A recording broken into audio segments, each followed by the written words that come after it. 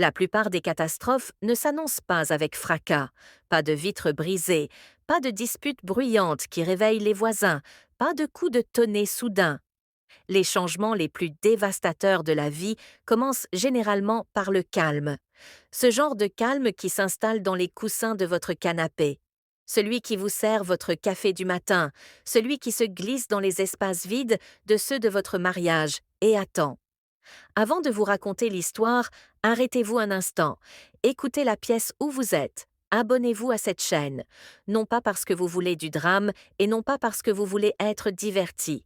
Faites-le parce que vous avez besoin d'entendre la vérité. Ces histoires ne sont pas conçues pour vous aider à fuir la réalité. Elles sont conçues pour vous forcer à la regarder en face. Si vous vous êtes déjà senti seul ou seule, allongé dans votre lit à côté de votre conjoint ou conjointe, si vous avez déjà ravalé votre voix parce que l'utiliser aurait causé trop de problèmes, si vous avez déjà dérivé vers le bord d'une falaise centimètre par centimètre pour réaliser trop tard que vous êtes déjà tombé, alors écoutez attentivement. On ne se regarde pas dans le miroir en se brossant les dents en pensant ⁇ Aujourd'hui, je détruis tout ⁇ Ce n'est jamais aussi délibéré. Ça arrive le mardi après-midi, ça arrive dans les rayons du supermarché. Ça arrive dans ces petits détails qui semblent inoffensifs jusqu'à ce qu'ils ne le soient plus. La vie est pensée maître dans l'art de déguiser le danger en ennui. Il n'y a pas de musique pour vous avertir, pas de narrateur qui dit ⁇ Faites attention, c'est la fin ⁇ Le jour où Julian est entré dans ma vie exactement comme ça, inoffensif, c'était un mardi gris et pluvieux de ceux où le ciel ressemble à un fruit meurtré. La maison était silencieuse. C'était une immense maison, belle et froide, un musée où 2 personnes existaient sans y vivre. Moni Marcus était déjà parti au cabinet.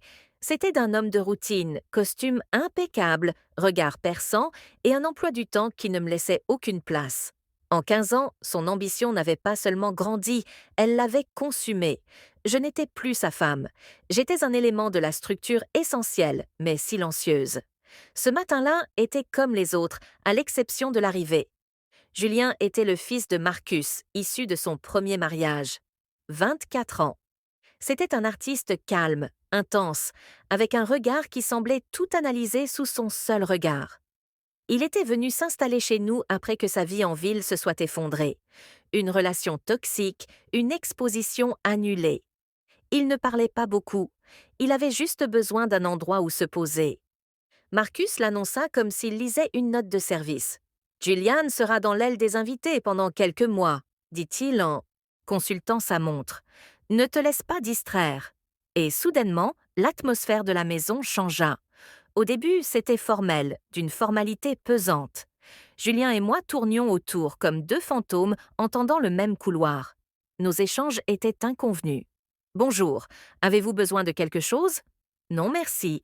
Nous avions érigé des murs par politesse. Je restais de mon côté. Il restait du sien. Nous connaissions tous les deux les règles sans jamais les avoir prononcées. La distance, c'est la sécurité. Je me disais que tout allait bien. Je me disais qu'il n'était qu'un invité. Je mentais. Tout a basculé un jeudi. J'étais dans le salon essayant de fermer une robe pour un gala de charité auquel Marcus s'attendait à ce que j'assiste. La fermeture éclair était coincée à mi-dos. J'étais frustrée, luttant contre le tissu, le poids familier d'être un simple ornement dans la vie de mon mari. Je n'ai pas entendu les pas sur le tapis. Tu as besoin d'aide? La voix était douce et proche. Je me suis retournée brusquement, serrant le devant de la robe. Julien était là, un livre à la main, l'air abasourdi. Il avait voulu me surprendre. Pendant 3 secondes, j'ai retenu mon souffle. Il m'a regardée non pas comme une belle-mère, non pas comme un élément du décor, mais comme une femme en difficulté. Il est devenu écarlate et a reculé, fixant le sol. Je m'excuse, balbua-t-il en reculant hors de la pièce. Je ne savais pas. Vous étiez là.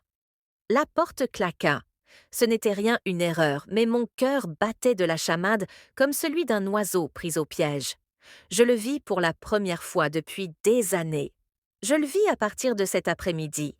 La maison me parut plus petite. Je devins hyper consciente de sa présence.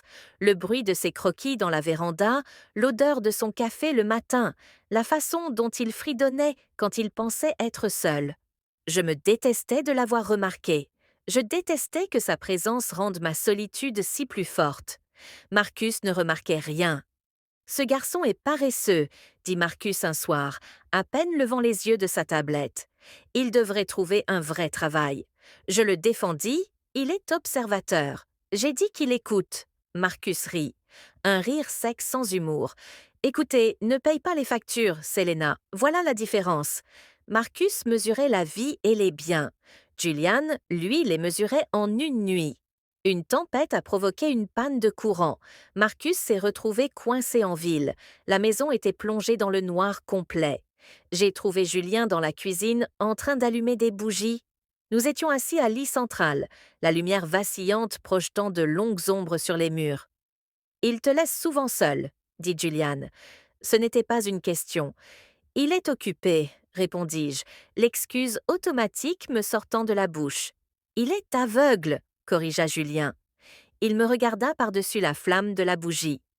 As-tu parfois l'impression de jouer un personnage dans un film que tu n'as pas écrit? La question me frappa de plein fouet. Toutes les jours, murmurai-je, nous n'avons pas franchi la limite physique, mais cette nuit-là, nous avons franchi une limite émotionnelle, dont il est beaucoup plus difficile de revenir. Nous avons parlé jusqu'à ce que les bougies se consument en flaques de cire. Nous avons ri. Nous avons partagé les parts de nous-mêmes que nous cachions à tous les autres. Nous avons essayé de prendre du recul après ça, vraiment. Mais tenter d'ignorer un lien ne fait que le renforcer. C'est comme essayer de retenir un ballon de plage sous l'eau. Tôt ou tard, il remonte à la surface. Il y a eu des regards qui se sont attardés.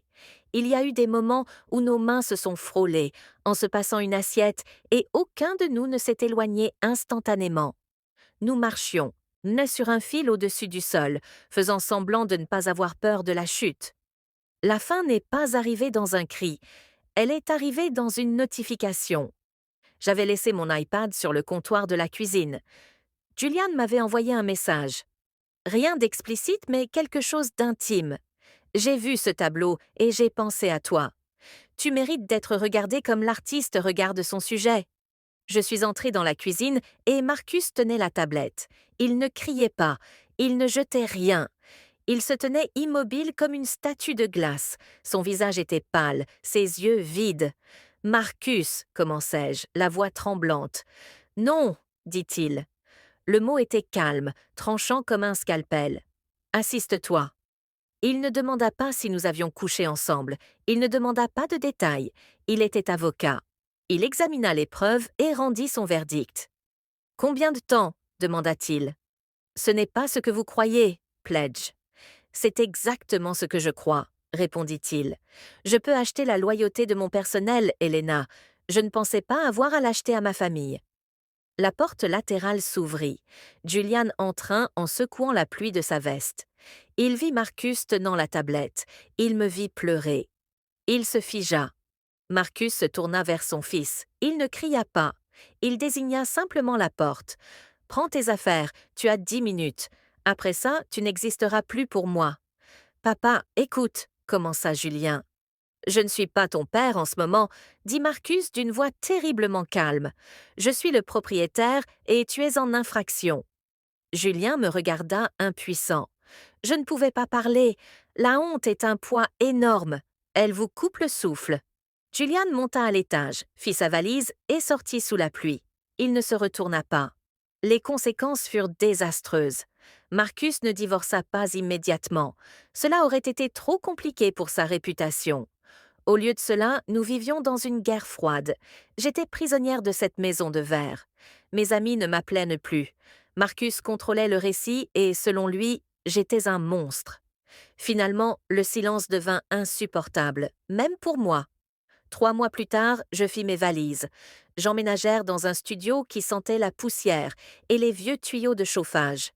C'était bien loin du manoir, mais pour la première fois, je me sentais bien. Pendant 10 ans, l'air que je respirais m'appartenait. Julian a essayé de me reconnecter une fois, mais la culpabilité est un fléau qui ronge les relations avant même qu'elles puissent s'épanouir. Nous étions liés par la douleur, pas par l'amour. Il est parti vivre sur la côte. Je suis restée en ville. Nous nous sommes éloignés, deux victimes collatérales d'une guerre que nous avons déclenchée par accident. J'ai trouvé un emploi dans une bibliothèque. Je passais mes journées entourées d'histoires à organiser le chaos des autres, tout en essayant de donner un sens au mien. 6 mois plus tard, Marcus est venu me voir. Il se tenait dans l'embrasure étroite de ma porte, vêtu de son costume 3 pièces, l'air déplacé et d'un luxe absurde. Il n'était pas venu pour s'excuser, il n'était pas venu pour se réconcilier. Il m'a tendu une dernière liasse de papier insignée. Alors qu'il se retournait pour partir, il s'est arrêté, la main sur la poignée de porte. J'espère que ça en valait la peine, a-t-il dit sans me regarder. J'espère que les décombres sont. C'est comme la liberté pour toi. Il ferma la porte. Je restais là dans le silence de mon petit appartement.